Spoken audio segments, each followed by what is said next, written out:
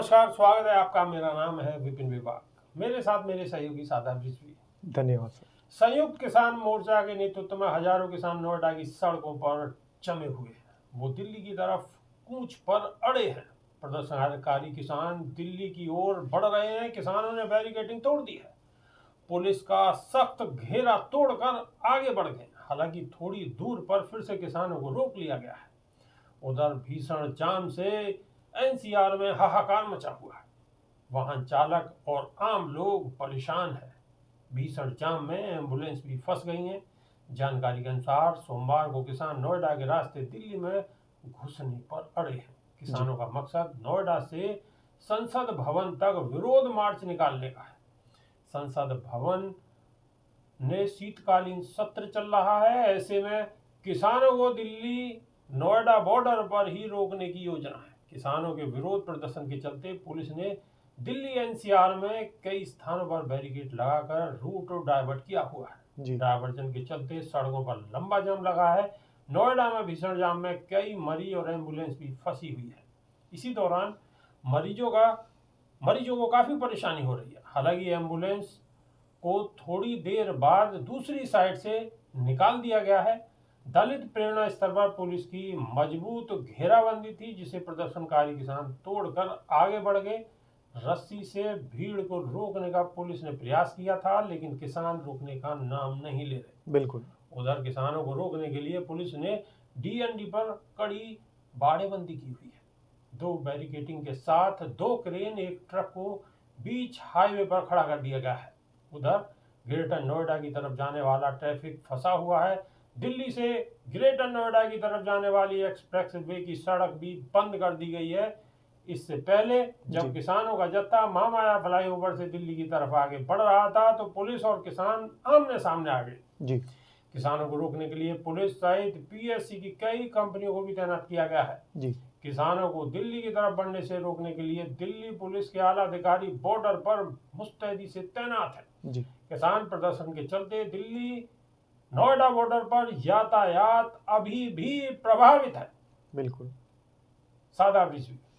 बिल्कुल विभाग जी, देश जो है वो तानाशाही से नहीं चलता है। ये एक उदाहरण है। देश संविधान से चलता है और अभिव्यक्ति की आज़ादी सबको है।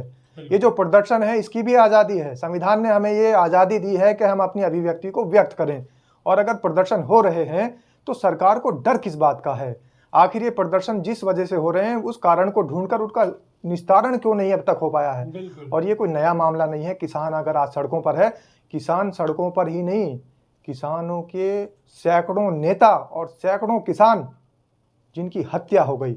जब किसान आंदोलन चला था उसमें उनकी हत्या हो गई। हत्या में इसलिए कहूँगा क्योंकि उनको सुविधाएं नहीं दी गई। किसानों ने अपने ही फंड से अपने आप ही मैनेज करके सारा वो प्रदर्शन अपना जो था उसको शुरू किया था और वो लगातार चलता रहा। उस पर भी इल्ज़ाम लगाए गए। खालिस्तान से समर्थन मिलने की बात की गई, पाकिस्तान से समर्थन मिलने की बात की गई। अगर कोई भी व्यक्ति, कोई भी युवक, कोई भी नौजवान, कोई भी जवान, कोई भी किसान, देश का कोई भी तबका अगर सरकार के खिलाफ, सरकार की गलत नीतियों पर आवाज़ उठाता है तो सीधा सीधा उसका जो कनेक्शन है वो या तो अलकायदा से जोड़ दिया जाता है या खालिस्तान से जोड़ दिया जाता है।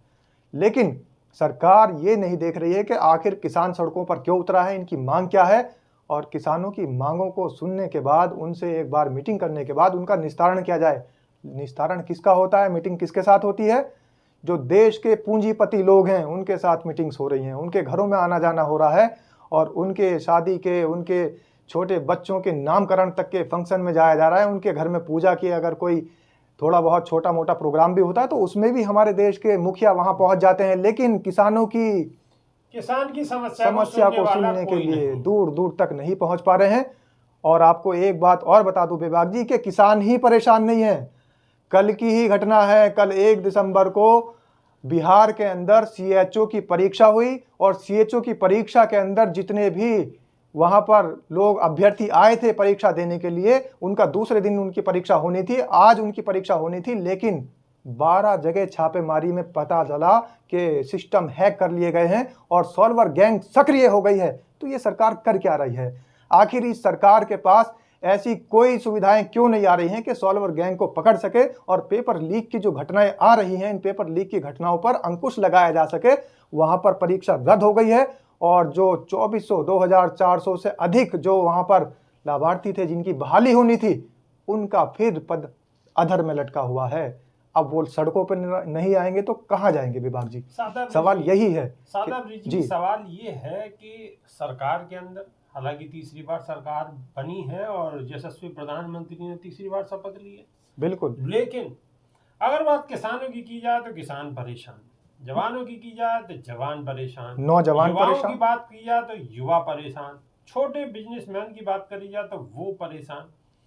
आखिर ये सब परेशान है, लेकिन उसके बावजूद भी आखिर वोट कहाँ से आ रही है? सर देखिए, ये वही बात हुई जैसे हैकिंग के सिस्टम ये लोग नहीं पकड़ पा रहे हैं। जैसे 37 लोगों को अभी गिरफ्त में लिया हुआ है। बिहार के अंदर 37 ऐसे लोग हैं जिनको गिरफ्त में लिया हुआ है, उनसे पूछताछ चल रही है। तो आखिर इनका सरकारी अमला, इनकी लोकल इंटेलिजेंस यूनिट और इनकी पुलिस, इनकी साइबर क्राइम, ये सब कहाँ है? ये कर क्या रही हैं? ये सब लोग सिर्फ और सिर्फ एक एजेंडा तय करने में और उस एजेंडे को थोपने में लोगों के ऊपर लगे हुए हैं, सांप्रदायिक दंगों में लगे हुए हैं और गरीब को सताने में, उसको प्रताड़ित करने में लगे हुए हैं। इसके अलावा इनके पास ना तो कोई योजनाएं हैं और ना इनके पास कोई तैयारी है। हर जगह पेपर लीक के मामले सामने आ रहे हैं। किसान हर बार यहाँ पर, जैसा अभी नोएडा डीएनडी पर ये जाम लगा हुआ है और नोएडा डीएनडी पर किसानों को रोकने की पूरी तैयारी कर दी गई और ऐसी तैयारी जैसा आपको पाकिस्तान वाघा बॉर्डर पर मिलेगी, अटारी बॉर्डर पर मिलेगी, आज वो बॉर्डर नोएडा दिल्ली के बीच में बना दिए गए हैं। आखिर जरूरत क्यों पड़ रही है इन बॉर्डर्स को बनाने की?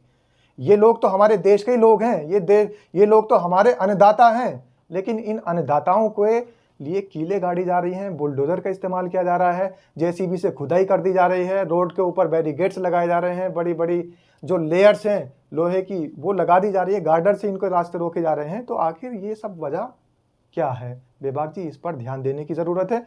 ये सिर्फ और सिर्फ बड़े उद्योगपति को फ़ायदा देने के लिए सारी कहानी रची गई है और सारा का सारा ये कांड जब किसान प्रदर्शन करते हैं वहां पर खुलता है तो सरकार इससे बचने के लिए इनका रास्ता रोकती है, इनको प्रदर्शन करने नहीं दिया जाता, बचने के लिए रास्ता रोका जाता, इनकी आवाज संसद तक ना चली जाए, संसद तक जाने से रोका जा रहा है। संसद का घेराव ना कर लें, और किसान अगर संसद का घेराव करेंगे तो विदेशों में जो हमारे देश के प्रधानमंत्री बड़ी बड़ी बातें करके आते हैं वहां तक आवाज पहुंचेगी तो देश की कलाई खुल जाएगी और विश्व गुरु देश बनते बनते कहां पहुंच जाएगा। और जो विश्व गुरु का एक ही मुखौटा पहना दिया गया है भारत देश को, वो मुखौटा शायद उतर जाएगा।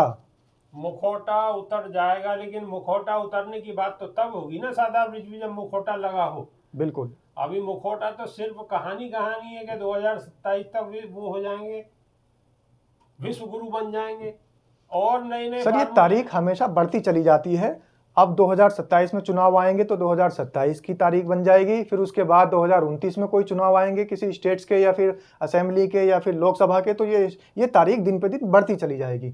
जैसे ही चुनाव की डेट करीब आती चली जाएगी और वैसे ही विश्व गुरु बनने की बात भी। डायलॉग है शायद सन्नी देओल की किसी फिल्म का डायलॉग है कि तारीख पे तारीख, तारीख पे तारीख जी, तो वो तारीख पे तारीख का खेल ही चल रहा है। ये वही तारीख है सर जो कभी आएगी नहीं, ये वो दिन है जो कभी आएगा ही नहीं।